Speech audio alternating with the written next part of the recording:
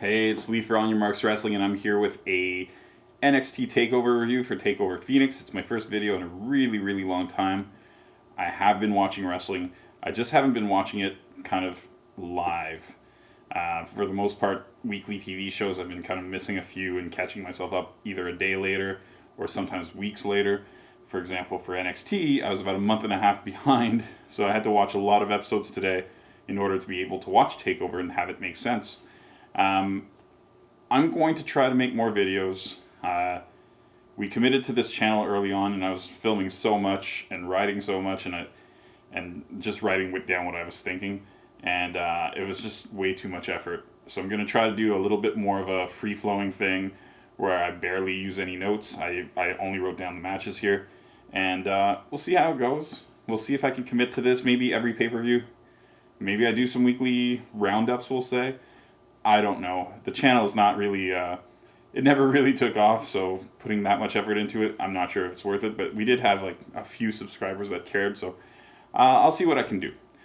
So this takeover, like most takeovers, did not disappoint. I wouldn't rank it among the top takeovers I've ever seen, but it's, the worst takeover I've ever seen would probably rank in the 8 out of 10 range, and this one was certainly better than that.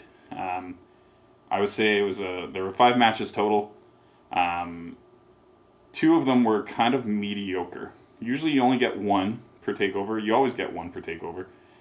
In this case, I would say there were 2 matches that were a little less than spectacular. But there were 3 really, really strong matches on it, as is expected. So I think it balances itself out. I think overall I'd probably give this a grade of something in the 8.5 out of 10 range for entertainment. Love that they're not too long. So we'll start with the card. The first match of the night was a tag team match for the championship. Undisputed Era, Roderick Strong, and Kyle O'Reilly currently held the title, I should say. And they were facing, well, I shouldn't say currently held. Come on. Anyway, they were facing the War Raiders. This match was a banger.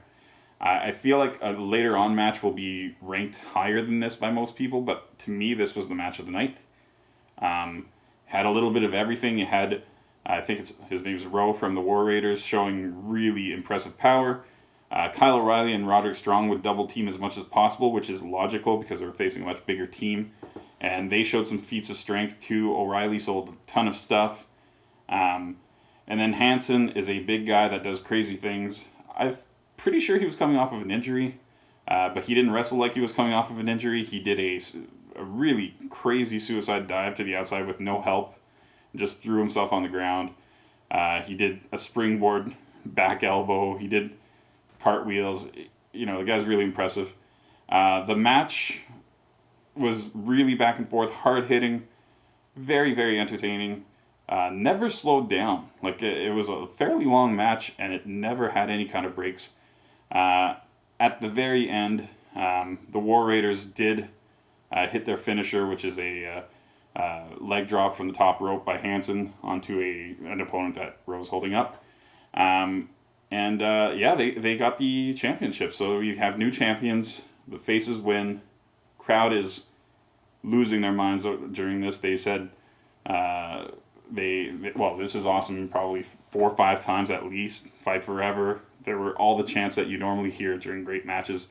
You heard them during this match, and they were all deserved. Everybody worked hard. Everybody did exactly as they should. It was a beautiful looking match, but the pacing is what was really impressive. Like, to hold that kind of pace throughout a match, that kind of action, really, really impressive. There was never any downtime.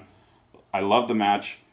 I gave it a 9.5 out of 10 because I feel like last year's takeover with the ladder match for the North American Championship, the very first one, to me that was the pinnacle of matches.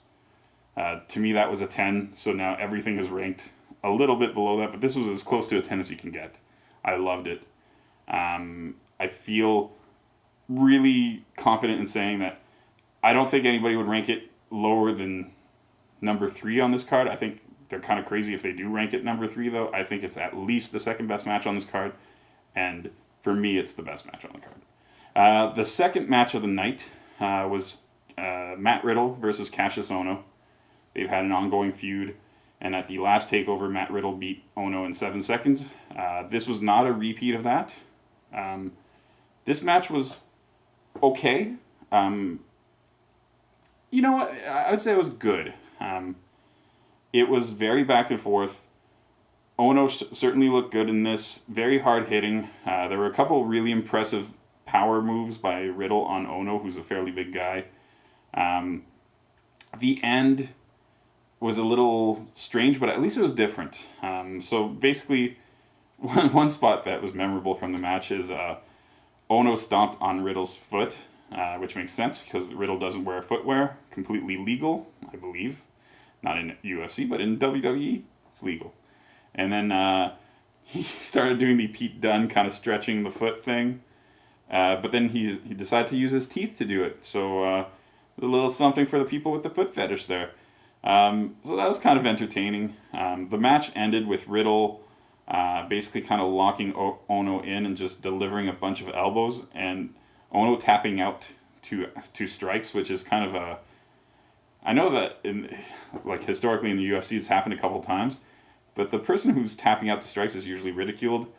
I would have been okay with a bit of that in this. I wouldn't mind if the announcers kind of jumped on that and said, what just moved there?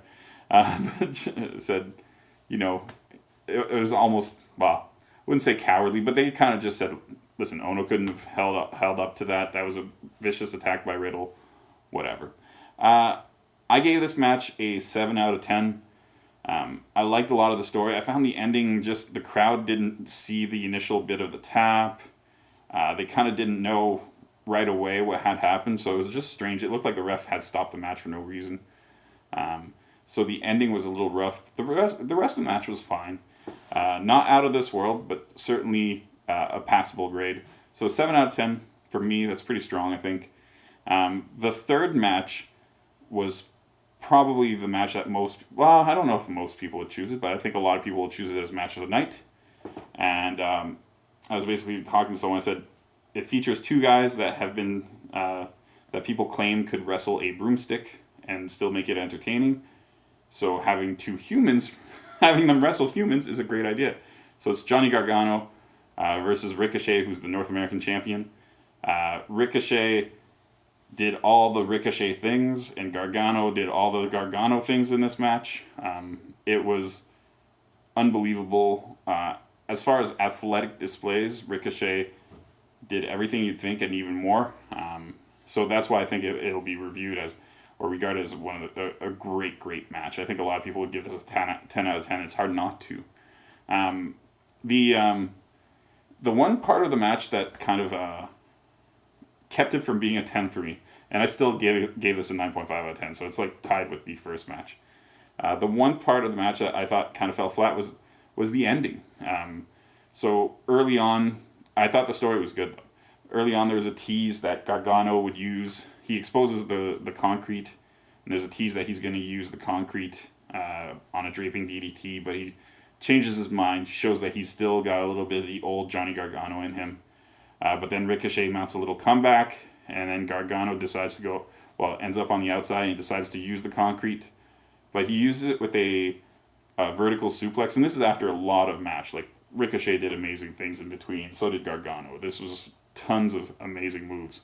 But Gargano does a vertical suplex on the concrete. Doesn't look like that much of a high impact, but then just spit, whatever. And then he hits a draping DDT, a slingshot DDT, and that looked great. Ricochet sold it perfectly, and that was the end of the match. And it just felt like there was one extra move missing from that ending to me. Like, the concrete vertical suplex did not seem that bad. Had it been a DDT onto the concrete, maybe. The final DDT was great, but to me it just felt like he could have hit it twice, or he could have hit another move after the... I don't know. There was just a tiny bit missing for me. Still, almost a perfect match, so it's hard to really complain. The next match So like I said, 9.5 out of 10. The next match was Bianca Belair versus Shayna Baszler. Bianca Belair, the moment I first saw her, I said future champion. She just has a bounce to her step. Like she's so athletic, it's ridiculous. And she has a great attitude and she's a decent talker. She's getting better too. So pretty well rounded. The match kind of fell flat for me. Early on, there's an attack on Belair's arm, and I don't mind attacking an arm, and Baszler does it well. But for some reason, this made the match really slow. And then later on, there was a lot of submission attempts, and so Belair never really got to be her full athletic self for a long period of time in this match. And that's what's impressive about her. When she press slams people, when she does crazy jumping moves and stuff like that. And for a lot of this match, she's selling an arm. She's selling just being weakened by chokes. So she did fine. She sold those things well. But it felt like she was a little bit wasted. Her talents were a little bit wasted. The ending of the match was a little frustrating for me, just because Baszler is a world champion grappler / fighter, and they relied on the 4 horsewomen, or at least 3 of the horsewomen. Again, this was the 3rd time. There was a ref bump. The horsewomen came in. Belair defended well against it. But then when the ref came back, and Belair hit her finisher, but there was no ref to count the pin. It's a classic move. But then Belair went to the top rope, and there was a tiny bit of a distraction from the horsewomen. Belair misses a 450 splash and gets choked, and there's kind of a never-ending choke, but eventually Belair passes out and loses. But to me, I think to a lot of people, I think Baszler needs to start winning some clean matches. I get that they're telling the horsewomen's story, but she can win a match every once in a while on her own.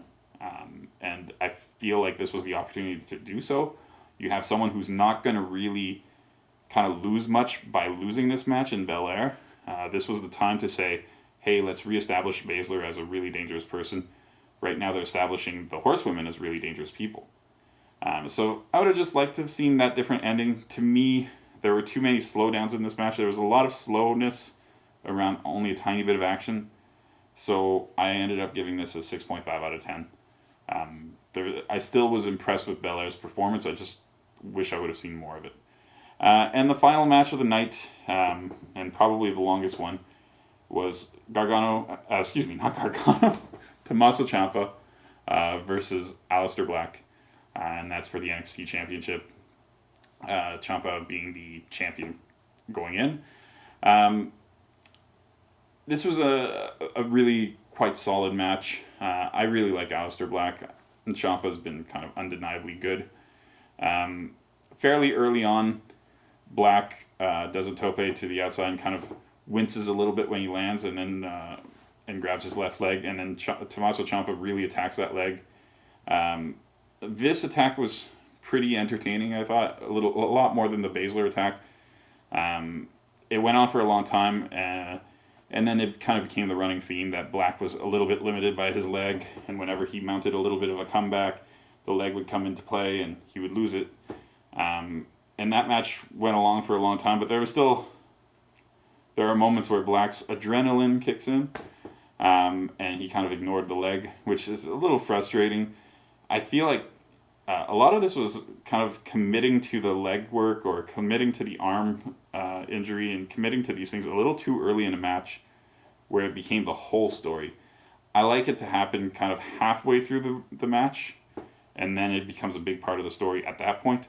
In these two matches, the injuries to the limbs happened so early that it became the whole story of the match, and kind of I don't know, I thought it was a little bit disappointing. I loved the ending of this match, though, because there's a bunch of finishers hit and people kick out of them. And lots of good moves in this, by the way. I should mention, just watch the match, it's good. But at one point, Tommaso Ciampa exposes the concrete the exact same way that Gargano does, but he doesn't hesitate to use it. Granted, Black is the one who uses it first. and it plays a part into the finish. And Ciampa eventually hits kind of his finisher 3 times, or tries to hit it a 4th time at one point. He hits it a bunch of times, and eventually Black just can't kick out. His leg has stopped him when he hit Black Mass from pinning Ciampa. So the ending of the match is basically Ciampa showing that he is pure evil, just like Gargano kind of showed that he wasn't pure evil, but eventually did go to the kind of the dark side.